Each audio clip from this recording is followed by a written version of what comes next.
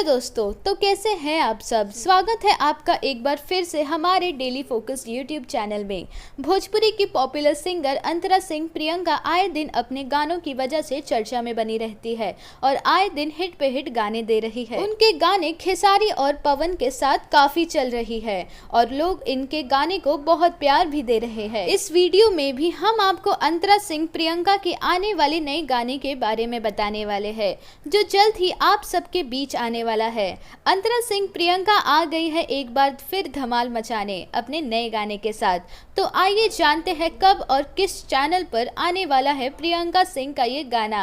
जी हाँ दोस्तों, अभी अभी सोशल मीडिया पर प्रियंका ने अपने आने वाले नए सॉन्ग का पोस्टर शेयर किया है।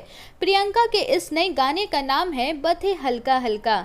ये गाने को अंतरा सिंह प्रियंका ने गाया है और इस गाने को गीत लिखा है अभय सम्राट ने और वही म्यूजिक दिया है श्याम सुंदर ने। ये गाना जल्द ही global music junction YouTube channel पर रिलीज होने वाला है। ये गाना भी प्रियंका के बाकी गानों की तरह धमाल मचाने वाला है, तो आप सब ये गाना ज़रूर सुनें। तो आप सब ये गाना ज़रूर देखें और हमारे वीडियो को लाइक करें, कमेंट करें, शेयर करें और हमारे चैनल को सब्सक्राइब करें।